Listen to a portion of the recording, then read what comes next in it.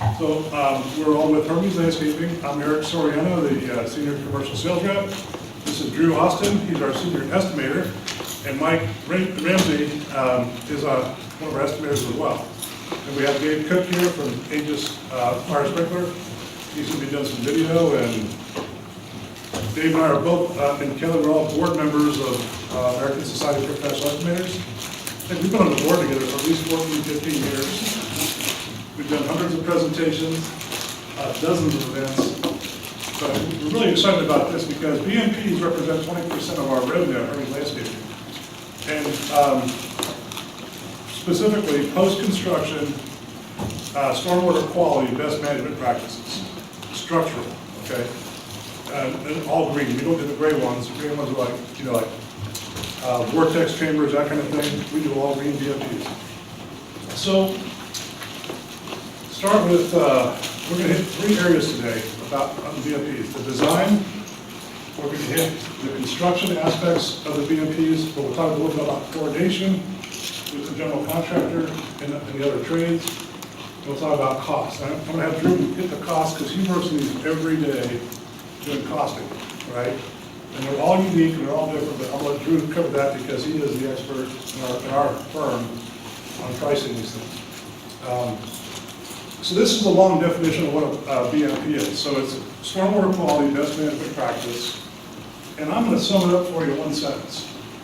Anytime you're in a city of 10,000 people or more, you disturb 1 acre of ground, you have to mitigate the stormwater that hits the net new impervious surface on site before it leaves the site into the U.S. waters.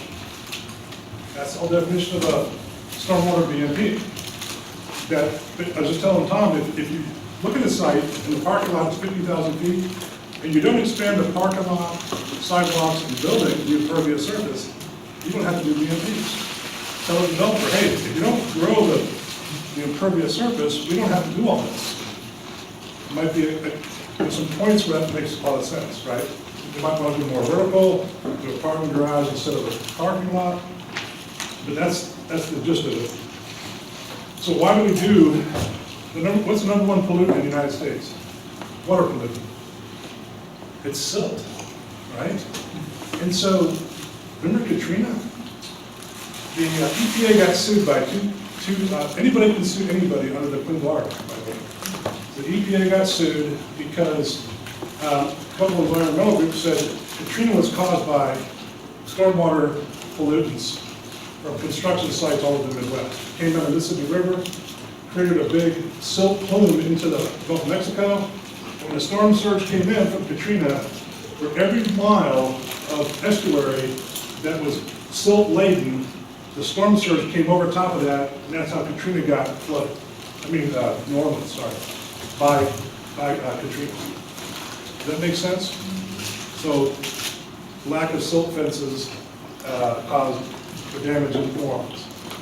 And they immediately went after Walmart, and Walmart got slapped with a fine for not producing their silt fences, and they were made an example of because they were one of the biggest builders in the country at the time, or customers building buildings. So that's what caused, they say that's what caused the damage from Katrina. 1 million acres of coastal wetlands got, 12 million acres of coastal wetlands got flooded with silt from our construction sites. That's theoretical, right? So what do they look like? So I'm going to go through some graphics. How many of you guys have ever managed a project or bid a project with BMPs? So we have different levels of expertise here, right? So I want to show you, I'm going to talk about these. This is a bioretention pond. This is in Lenexa at the fire station. Now you can see the deep cell plugs. Actually, I have a pointer here. All these little plants are deep cell plugs. When this thing is done, it's going to be covered with plants. See that vacant field next door? It'll look kind of like that, because all these plants will root down 8 to 10 feet in the ground and become a biofilter. This is another one. This is also Lenexa. I took this right as it was being finished. This is kind of a let's call this sediment forebay where the particulates precipitate out. Then the water will fill this up. If it gets too high, it'll overflow into this storm box and go out into the U.S. waters untreated. And that's okay, because the engineer designed it to do that. This is what it looks like in section, right? This is a bioretention pond in section. We have under, so by definition, a bioretention pond has special soils, plants, and under drainage. And the under drainage is meant to get the water out of it within 48 to 72 hours after the storm event. So the water acidities. This is the most vexing issue of all. Most BMPs are normally dry conditions. So this thing, this is a bioretention pond. The water sheets off the parking lot. You see the curb cuts? The stormwater sheets off into this and fills it up. If it gets too high, it will leave untreated, which is fine. It's designed that way. But as that water percolates through this strata of our soil, it'll get out into the storm sewer system. There's probably a pipe. I'll show you some later. There's a pipe that leads that storm box and goes out into the creek. So does that look? You guys see what's going on there? It's somebody dug a pond, probably the excavator. So we're going to pitch that a couple of times. Leave it low for us, and everyone benefits because they got the big equipment out there. If they leave it low, we want to take it from here. So we want to take it from here up. You guys write scope of work. BMP complete, other than I want the excavator to leave it plus or minus a tenth of subgrade, which that would be right here. If they leave it subgrade, we'll take it from there. And then we'll also pour into that box. We'll pour into that box right there. I'll show you that in a minute. But I don't want to build that box. I don't want to bring in a concrete box. That's like utilities, that's somebody else, right? That's like Kissick or all these other guys, Beamer or whoever else. This is a bioswale. So it's like a bioretention pond, but it's linear. So they call these a linear BMP. This is at the Church of Nazarene headquarters over in Lenexa. It's kind of pretty with the rocks and stuff. But all these plants, this is switchgrass, it's going to grow, it's going to fill. I think now it's filled this in. This is another bioswale on the highway. You see the storm structure right there. You see the clean-out pipes right there, all the plants. This is about halfway grown in. The idea is to get this thing completely grown in. These plants will spread by stolons and rhizomes and drop seed. So they'll spread 3 different ways. This is a section of a bioswale. Same thing, you've got the drain pipes, we call under drainage, in rock, and then specialized soil on top, then mulch and plants. This is called the watershed. Wherever the water comes from, if you think it's called the watershed. And that's a typical section of a bioswale. There's a rain garden. Rain garden by definition is a depression with plants. And there you have a depression with plants. And that treats stormwater. This is actually a federally regulated stormwater utility. Right? This has to be maintained in perpetuity. It has to be constructed for the city council approved construction documents, the permit set. It has to be maintained in perpetuity. Otherwise, in violation of the Clean Water Act, NPDES Phase 2. So it's not, I think it has to be impressed upon the owner. As soon as we leave, you can't mow it down, right? Hey, you're just in time. Just get to the rain gardens. So all these, I've shown you so far, are normally dry conditions. These plants are not aquatics. These are plants that can handle inundation for 48 to 72 hours without dying. Thus, they use switchgrass, typically, and other things. But it's a normally dry condition. So we have to get our head away from this aquatic species like pickerel weed and arrowhead and think about dry plants that can survive a little bit of water, inundation once in a while. Okay, this is an extended dry detention. So I was blessed to be able to go to school for 8 weeks. Mark, APWA, had a class, bless you. It was actually the Academy for Sustainable Communities. I think it was somebody at J&M that told the owner of our company that BMPs are coming in and they're going to be for real. So they sent me to school for 8 weeks, 8 Fridays, and I learned all these cool terms. And this is an extended dry detention pond, a little different than a bioretention pond because it doesn't have all those special soils. This is extended wet detention. This one is always wet. It's intended to bring in water and then let the particulates precipitate out an overflow if needed, and then stay wet. So this is perfectly normal. This is a decorative extended wet detention. This is actually a BMP right here, and it's really pretty. I think it's on a golf course. All right, so let's talk about some of the construction, the design features. The under drainage. So it's not in every BMP, but most of them have an under drainage system. This rock here is 3/4 clean, and it's in a trapezoidal configuration. You see these plants when they have to root down? We get concerned when we see it wrapping this with fabric, because these roots, in order to achieve their function, they have to go down 6 to 8, 10 feet in the ground. That's how they survive the drought, right? We don't irrigate these. We don't want to irrigate these. It's a waste of money, in our opinion. So trapezoidal rock, under drainage, special soils. We'll talk. Drew will get into the costing of that. Do you know a little bit about soils? Enough to be dangerous. So these are the aspects. The under drainage is a key aspect to a bioretention pond.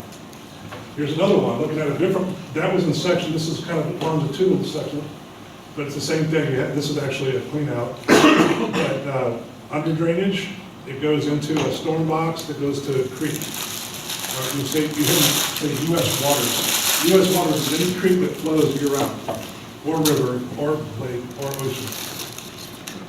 So, all right, soils are a big deal.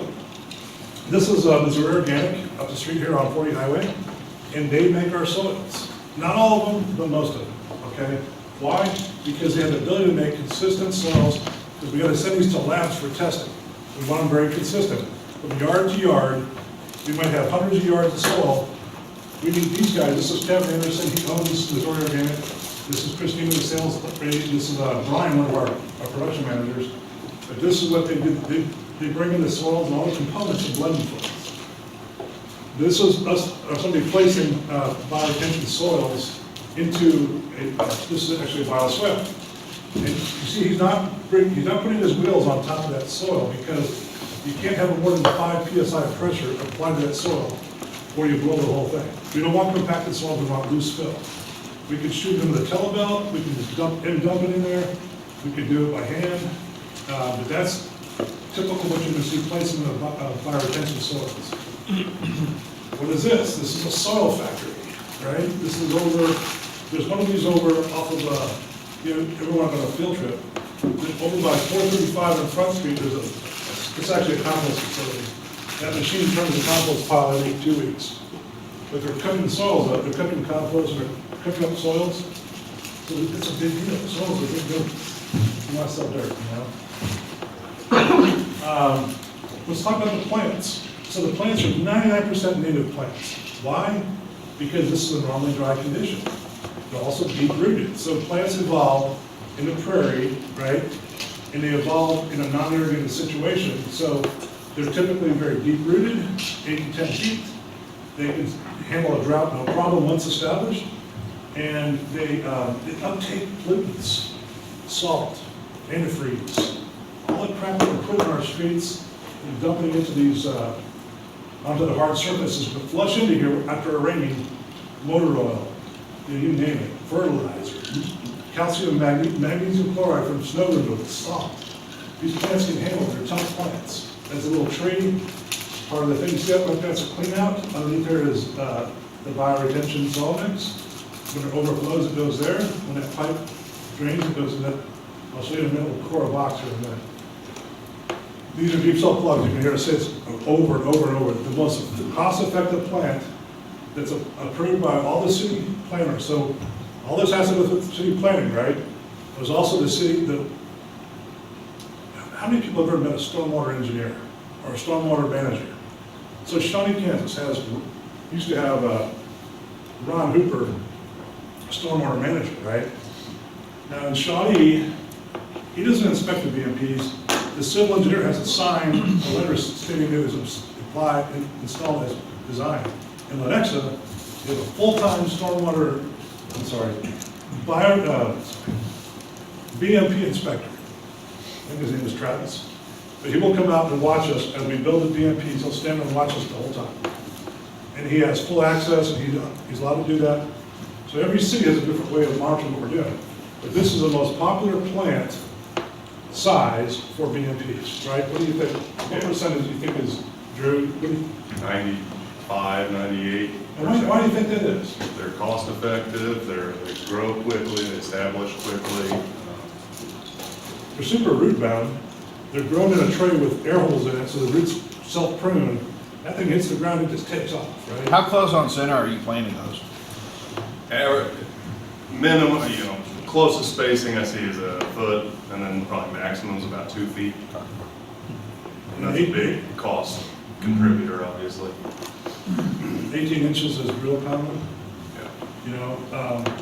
We've seen 12, I've seen 6 foot on center. Yeah. That was weird. I don't know how that got past the city, but there's some more. They're super root bound. These are all different kinds of native plants, and we buy them in trays. These are 1 gallon plants, and that plant can actually be this tall on top. These just coming through the winter time, but these are 1 gallon.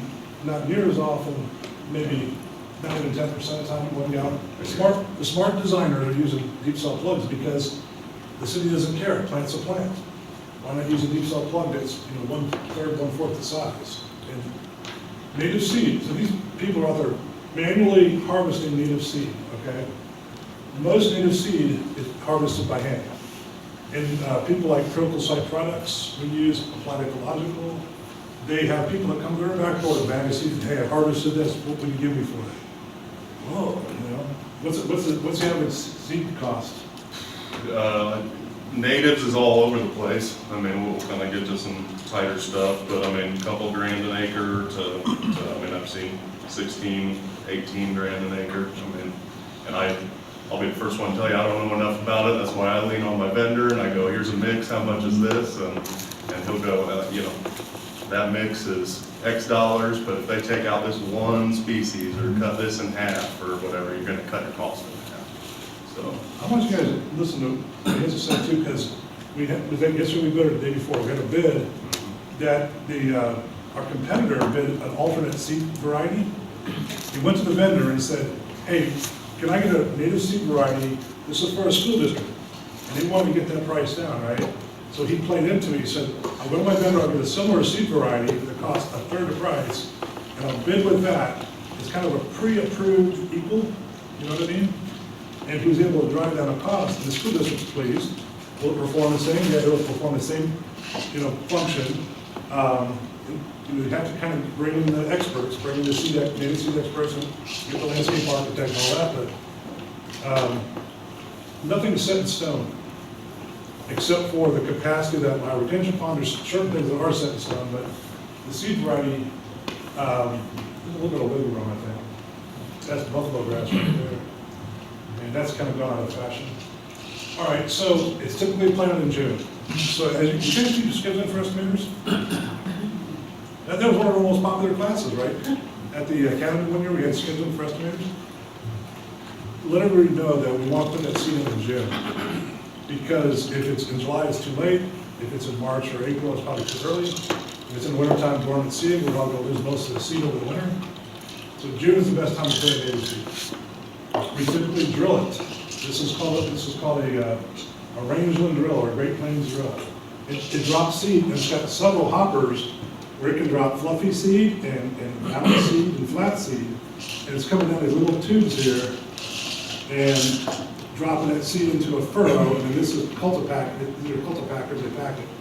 The other way we see people doing is hydro seeding. We don't like this because the seed soil contact, your seed is suspended, here's the dirt, here's your seed suspended in the hydro mulch. Now what we can do, and we see this often, drill seed it and then hydro mulch over top of it. Instead of putting down straw, put down hydro mulch. But there's infinite variations on this. I've seen every day, I'm surprised I see someone do it every day on how to put the stuff in the ground. Establishment takes 3 years. So native seed is sleeve, creep, and leaf. The first year it just comes up, this tall. And the second year it might come up some more. And we're mowing over top, we're mowing those weeds. And we'll talk about establishment. It takes about 3 years to get native seed to a full stand of native grass. And I've never seen anybody cheat that system yet. It's 3 years. Unless you want to do all deep cell plugs, I recommend deep cell plugs and seed both.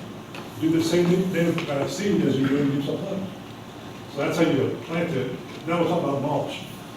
Most, you see all my retention ponds are covered with mulch. We don't believe in that. You know why? This is hardwood mulch. It robs nitrogen from the soil through the bacteria that feed on the bottom of it. We recommend using a blanket. We'll talk about that. We'll talk about blanket. But if you put mulch in a pond, guess what mulch does? It's wood. Guess what it does when it rains? It floats. And it all goes over towards that inlet. But this is a standard. You go to the BMP manual, ask any 100 landscape architects and civil engineers in town, that's just a standard. 3 inches of hardwood mulch. They don't believe in it. It actually slows down the growth of those plants. Remember, they put out stolons, they put out rhizomes, they drop seed. All 3 of those systems are defeated by 3 inches of hardwood mulch. We believe in blanket, but this is the standard of the industry right now, and it just is what it is at the moment. There's some more mulch, you know, it's hardwood, that's double ground hardwood mulch. This is mulch too, it's just, you know, double ground hardwood mulch all around, and then this is a fancy little deal here. I call it a bathtub, but for lack of a better term. But that's some kind of a feature they incorporated into it. So this is, this is the Shawnee Mission Emergency Care at Prairie Star Parkway in K7, and a lot of mulch. Now, the goal is, after 3 years, you're not mulching anymore. This gets completely covered with plants. That's the goal, right? Let the mulch is only there to keep the weeds at bay and moisture in the ground and other things the first 3 years. But the intention is to get this completely covered with plants. You can see there's all these little deep cell plugs throughout this thing, little teeny plants, and they're going to get big and they're going to spread. Blankets and mats, so this is these are core logs or core rolls, and this is blanket. This is a straw blanket. See this right here? This is Curlex. This is wood fibers. The idea is to get the grass to grow through it, the native plants to grow through it, and it all becomes a system that stabilizes the grade. Very expensive, but this is a TRM, turf retention mat. This is another turf retention mat. Very expensive. Does a great job of keeping the ground from washing away. Okay, remember I was telling you about the storm boxes, or storm collector boxes they call them, storm water collector boxes. See, this is under drainage that's been cored. Typically the landscaper will pick up the core charge. We'll hire Casey Core to come out and cut the holes in the bottom of the boxes and see how it's been mortared back in. So these are under drains, probably got holes in the bottom of them, sewer drain pipe. You see a lot of HDPE on this, not so much PVC and the HDPEs. Easier, a little cheaper. Black, corrugated. Yeah. Because it's just going to be covered with dirt and it's perforated. So typically it's 4-inch pipe. 99% of the time I see 4-inch pipe leading into this, and it's usually through a herringbone system or some kind of a layout. Typically, landscaping trade partner, us, would do the core, hire out the coring to the existing box. We don't want to do the box. And typically, this underground will eliminate that more than 48 to 72 hours. If it doesn't get the water out of there, it's a failed BMP. When we look at, you go with me, we looked at a failed BMP yesterday, the water's standing in there. It's not supposed to. There's a problem. They put the wrong soil in the company.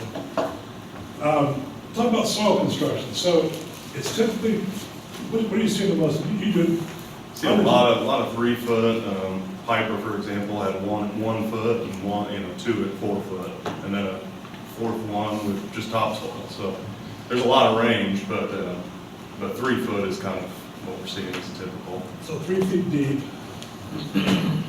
They're typically a mix. It needs to be installed with low ground pressure. So you can either dump it in with an end dump. It can be shot in with a telebelt or a dirt slinger, or it can be dropped in there with a uniloader. But we just don't want to put a lot of pressure once that soil in that pond. And typically, this is the most typical, if you look at the BMP manual, this historically has been the most common soil in Kansas City. And by the way, that BMP manual is only specific to our region, Mid-American Regional Council. You go to Maryland, you go to Minnesota, they use different stuff. If that's a typical soil mix, it's a lot more expensive than topsoil. That's all you gotta remember, but it's gotta be mixed and it's gotta be tested. Okay, so here's planting construction. What does it look like? It looks like a bunch of people on their knees putting plants in the ground. Those deep cell plugs, we grow them. So if you get a contract today, it takes, we'll tell the restoration nurse, we need 10,000 plugs.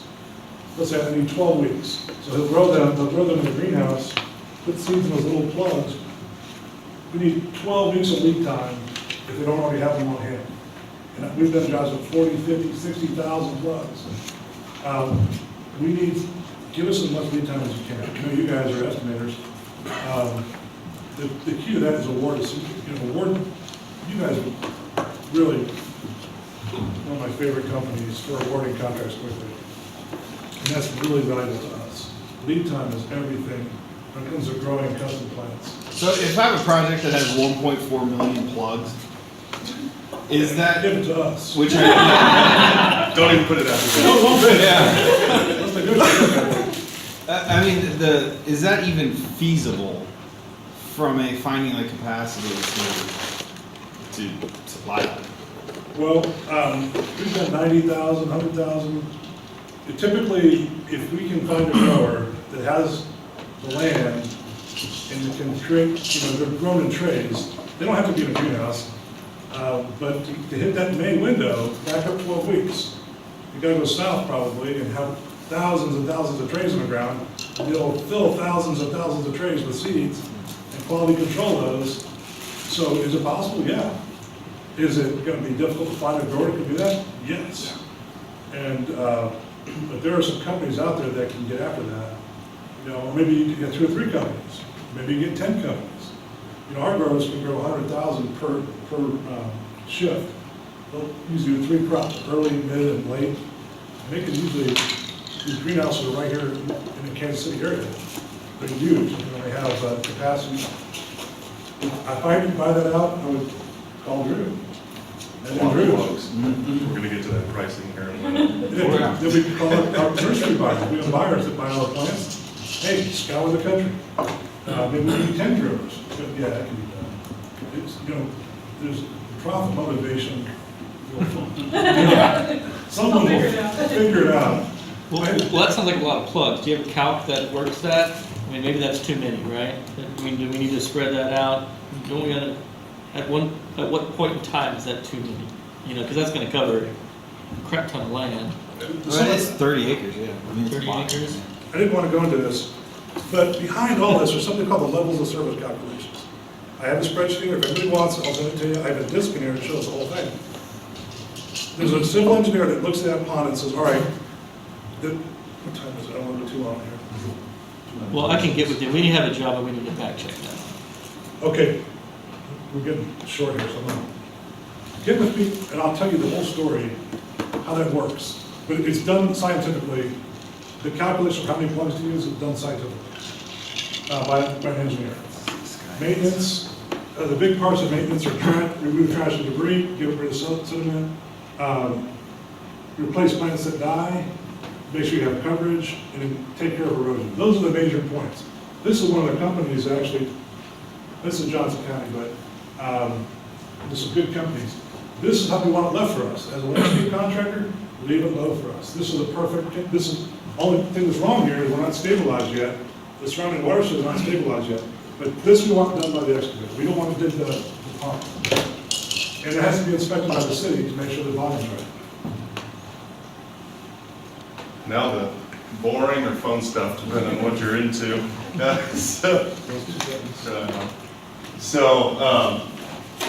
Long story short, I can't give you a square foot price for a BMP or, seed, blah, blah, blah. So what we have to do is kind of break it down to its basic components and then do a little math here. So we're going to kind of touch on soils, the depths, the types, plants, seed, plugs, mulch. We're going to kind of get a little deeper into